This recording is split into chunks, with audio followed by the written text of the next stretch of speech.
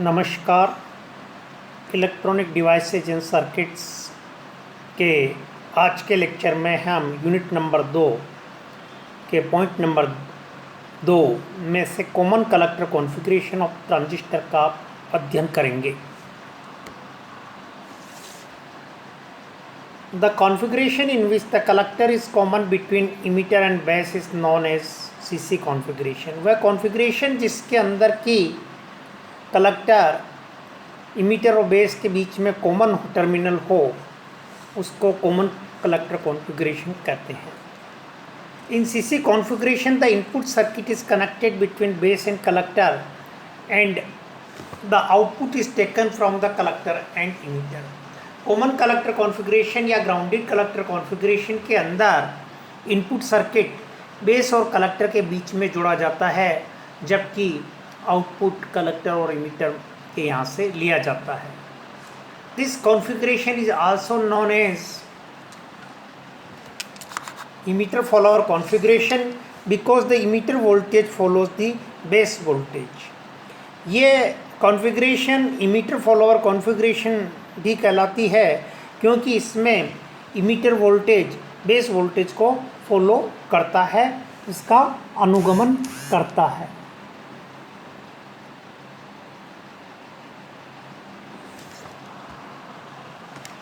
Diagram के अंदर एक एनपीएन ट्रांजिस्टर दिखाया गया है। इसकी जगह हम पीएनपी भी ले सकते हैं। एनपीएन ट्रांजिस्टर में बेस से इमीटर की तरफ एरो का निशान है, देखिए आप इसको ध्यान से और पहचानने की कोशिश करिए। ये ग्राउंडेड कलेक्टर कॉन्फ़िगरेशन है। कलेक्टर इनपुट साइड और आउटपुट साइड, बेस साइड और इमीटर साइड दोनों साइड में कॉमन है। इनपुट सिग्नल बेस और कलेक्टर के बीच में लगाया गया है और बेस में से जो ट्रांजिस्टर में धारा बह रही है वो आईबी की वैल्यू दी गई है, उसको आईबी का नोमेनक्लेचर दिया गया है। इसी प्रकार से कलेक्टर टर्मिनल के यहाँ से जो धारा बाहर निकल रही है उसको आईसी का नाम दिया गया है और इमीटर के यहाँ से जो करंट आउट हो रही है उसको आईई का नाम दिया गया है। इमीटर लीड के अंदर एक जो रेजिस्टेंस है उसको आरसी का नाम दिया गया है। दो biasing batteries correspondingly base collector side में और कलेक्टर इमीटर साइड में दर्शाई गई है। हम जानते हैं कि एक्टिव रीजन के लिए बेस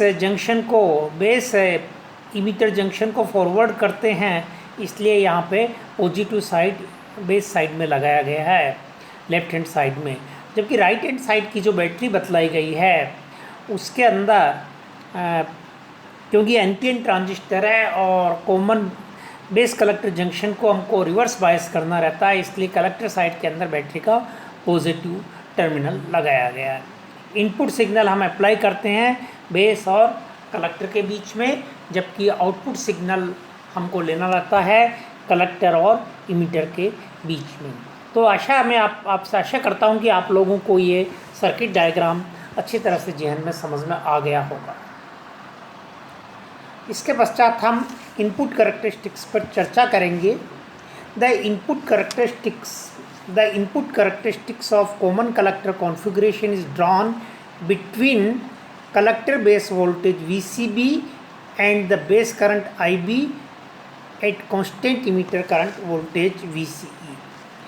जो common collector configuration of transistor का जो इनपुट कैरेक्टरिस्टिक है, इन निवेश अभिलाक्षणिक कर्व हैं, वो क्या है कि उसके अंदर एक्स एक्सिस पे हम VCB वोल्टेज लेते हैं, कलेक्टर बेस वोल्टेज लेते हैं, और वाई एक्सिस के ऊपर हम बेस से फ्लो होने वाली धारा लेते हैं।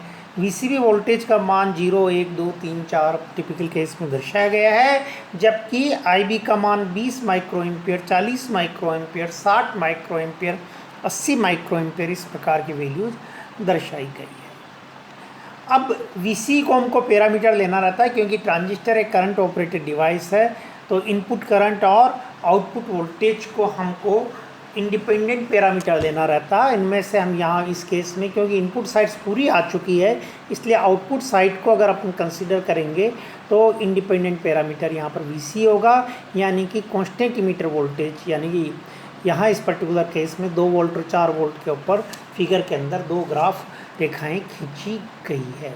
तो आशा मैं समझता हूँ कि आपको ये इनपुट कैरेक्टरिस्टिक्स के कर्व्स के बारे में एक इंट्रोडक्शन पार्ट मिला होगा, एक थोड़ा सा इंसाइट मिला होगा।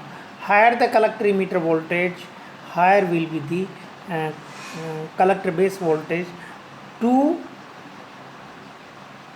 Raise the same base current. इसके बाद में कॉमन कलेक्टर कॉन्फ़िगरेशन के लिए जो महत्वपूर्ण पॉइंट है वो आउटपुट कैरेक्टरिस्टिक कर्व है।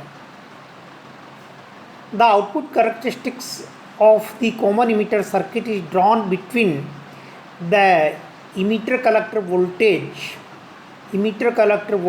VC and output current IE at constant input current IB। यहाँ भी वही कहानी है कि IB करंट ऑपरेटेड डिवाइस है, इसलिए IB को पैरामीटर के रूप में लिया गया, IB को इंडिपेंडेंट वेरिएबल के रूप में लिया गया। IB बराबर 0, IB बराबर 10 micro ampere, 20 micro ampere, 30 micro ampere, 40 micro ampere, 50 micro ampere and 60 micro ampere, ये वेरियस वैल्यूज़ IB की बतलाई गई है।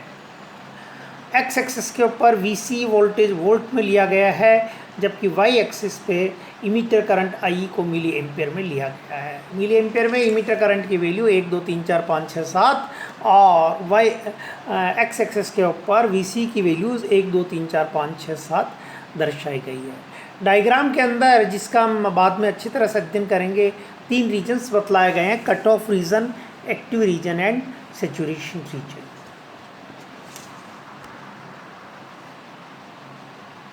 This configuration is mostly use as a buffer. ये जो कॉन्फ़िगरेशन होती है बफर का काम करती है। बफर में क्या होता है कि वोल्टेज गेन सेम होता है, इनपुट साइड और आउटपुट साइड्स का यूनिटी होता है, वोल्टेज गेन एक होता है लगभग, और इम्पीडेंस मैचिंग का काम करती है। These configurations are widely used in impedance matching application because of their high input impedance. इनका इनपुट इम्पीडेंस हाई होता है, इसलिए इनको इम्पीडेंस मैचिंग के काम में भी लिया जाता है। इस प्रकार से हमने जो कॉमन कलेक्टर कॉन्फ़िगरेशन देखी है, इसके अंदर मेज़र जो कॉमन इमीटर के तुलना में जो फ़र्क होता है वो ये मेज़र है कि the load resistance is in the emitter lead rather then in the collector circuit. Collector circuit की बजाय लोड रेजिस्टेंस किस में होता है? इमीटर लीड के अंदर होता है।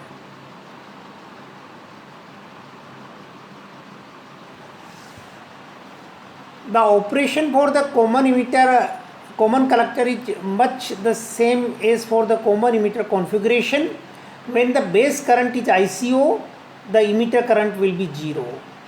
Base current reverse saturation current ICO के इक्विवेलेंट होती है, तो इमीटर करंट 0 होती है and no current will flow in the lead. तो कॉमन कलेक्टर कॉन्फ़िगरेशन के बारे में हमने थोड़ी जानकारी प्राप्त की है। 2 कॉमन कलेक्टर कॉन्फ़िगरेशन को कैस्केड फॉर्मेट में लगाने के ऊपर क्या होता है, डार्लिंगटन पेयर बनता है, और जिसका कि हम आगे वाली क्लासेस के अंदर भी अध्ययन कर सकते हैं। तो आपको कॉमन कलेक्टर कॉन्फ़िगरेशन के बारे में बहुत कुछ इंसाइट मिली है। एक बार फिर हम इस इंसाइट को रिवाइज़ करना चाहेंगे, देखना चाहेंगे, समझना चाहेंगे कि कॉमन कलेक्टर की क्या विशेषताएं हैं। तो इसके लिए एक बार फिर से हम पूरा पोर्शंस को, कि ये ग्राउंडेड कलेक्टर कॉन्फ़िगरेशन कहलाती है। इनपुट साइड और आउटपुट साइड के बीच में क्या होता है, कलेक्टर टर्मिनल कॉमन होता है। इसको इमीटर फॉलोअर का नाम भी दिया जाता है। इमीटर फॉलोअर कॉन्फ़िगरेशन कहते हैं। क्यों कहते हैं? क्योंकि emitter voltage follows the base voltage. Emitter voltage जो होता है वो बेस वोल्टेज का अनुगमन करता है। डायग्राम के अंदर बहुत ही एक्सप्लिसिटली एक NPN ट्रांजिस्टर के लिए कॉमन कलेक्टर कॉन्फ़िगरेशन बतलाया गया है। प्रश्न उपस्थित होता है कि पीएनपी ट्रांजिस्टर के लिए बनाना है तो सर्किट में क्या चेंजेस करना पड़ेगा। एनपीएन की जगह तो पीएनपी ट्रांजिस्टर रिप्लेस कर दीजिए। बैटरीज़ का दोनों का जो डायरेक्शन है रिवर्स कर दीजिए जो अभी प्रेजेंट है, और करंट्स का मान अभी प्रेजेंट डायरेक्शन से उल्टा कर दीजिए, तो आपके पास में जो कॉन्फ़िगरेशन मिलेगी वो पीएनपी ट्रांजिस्टर के लिए कॉमन कलेक्टर कॉन्फ़िगरेशन मिल जाएगी। यहाँ पर हम देखते हैं कि incoming current equal to I B, outgoing current equal to I C plus IE, so IB equal to IC plus IE if we assume that transistor is the point for the application of the Kirchhoff current law. Input signal is applied in between base and collector, whereas output is taken in between terminals collector and emitter respectively. There are the two biasing batteries, one for the input side and another on the output side. Input side और output sides के ऊपर ये दो batteries हैं, और इनकी directions ये ऐसे रखी जाती है कि नॉर्मल ऑपरेशन यानी कि एक्टिव रीजन के लिए बेस इमीटर जंक्शन तो फॉरवर्ड बायस होए और collector base junction reverse bias. तो ये आपको बायसिंग का प्रोसेस समझ में आ रहा है कि एक्टिव रीजन में किस प्रकार से बायस करते हैं। अब इसके पश्चात जब हमने इनपुट कैरेक्टरिस्टिक देखी थी, ट्रांजिस्टर एक मैं बार बार अब बता चुका हूँ कि ट्रांजिस्टर एक करंट ऑपरेटेड डिवाइस है। करंट ऑपरेटेड डिवाइस का मतलब हमको इंडिपेंडेंट वेरिएबल इनपुट साइड में करंट रखना पड़ेगा। जब हमने इनपुट साइड में इंडिपेंडेंट वेरिएबल करंट रख लिया तो आउटपुट साइड के अंदर जो इंडिपेंडेंट वेरिएबल होगा, जो वोल्टेज होगा, इस प्रकार से इनपुट वोल्टेज, इनपुट करंट और आउटपुट वोल्टेज तो फिक्स क्वांटिटीज़ हो गई। कोरस्पॉन्डिंगली जो VCB वैल्यू है वो आउटपुट की कलेक्टर बेस वोल्टेज वैल्यू है वो हम एक्स एक्सिस पे लेते हैं, और base current IB y axis पे लेते हैं, और कांस्टेंट इमीटर वोल्टेज VC की वैल्यूज़ के लिए हम वेरियस ग्राफ्स प्लॉट करते हैं। तो यहाँ पर आप दो ग्राफ देख रहे हैं, एक ग्राफ VC बराबर 2 वोल्ट के लिए है, दूसरा ग्राफ VC 4 वोल्ट के लिए है। एक्स एक्सिस के ऊपर जो VCB voltage input characteristic curve में लिया गया है उसमें VCB की वैल्यूज़ 1, 2, 3, 4 आदि दर्शाई गई है। वाई एक्सिस के ऊपर जो बेस करंट लिया गया है उसके अंदर करंट की वैल्यू माइक्रो एम्पेयर में दर्शाई गई है, 20 micro ampere, 40 micro ampere, 60 micro ampere and so on. इसके पश्चात हमने जब आउटपुट कैरेक्टरिस्टिक देखी है तो आगामी क्लास के अंदर जो हमको पढ़ना है cut off region, active region और सेचुरेशन रीजन, इस डायग्राम में एक्सप्लिसिटली मार्क किए गए हैं। IB बराबर 0 के नीचे का जो रीजन है वो कट ऑफ रीजन है। जो वास्तव में ट्रांजिस्टर रीजन एम्पलीफायर को ऑपरेशन करने का रीजन है वो एक्टिव रीजन है, और लेफ्ट साइड के अंदर जो रीजन है वो सेचुरेशन रीजन है। ट्रांजिस्टर एज स्विच के लिए हम सेचुरेशन रीजन और कट ऑफ रीजन का यूज़ करते हैं, जबकि ट्रांजिस्टर रीजन एम्पलीफायर के लिए हम एक्टिव रीजन का उपयोग लेते हैं।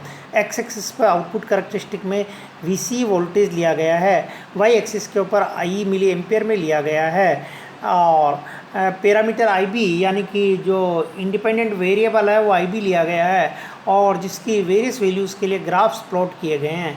यहाँ IB बराबर 0 micro ampere, 10 micro ampere, 20 micro ampere, 30 micro ampere, 40 micro ampere, 50 micro ampere and so on.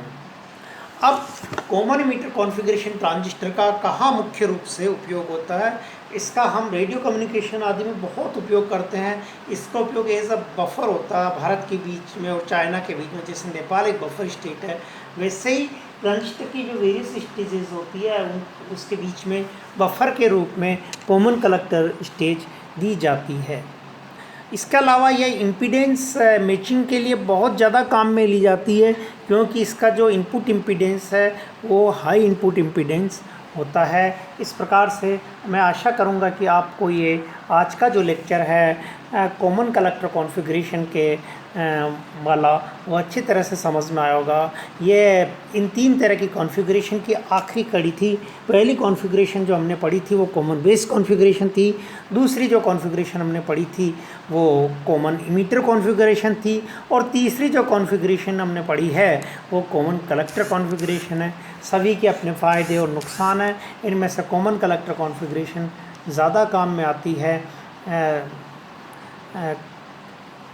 Impedance matching के लिए और बफर काम के लिए जनरल एम्पलीफायर वर्क के अंदर कॉमन इमीटर कॉन्फ़िगरेशन काम में आती है। इसी के साथ मैं आप लोगों को धन्यवाद अर्पित करना चाहूँगा। Thanks for listening patiently. Now review it from the Milman healthcare और any other standard textbook as given in your syllabus copy. Thank you.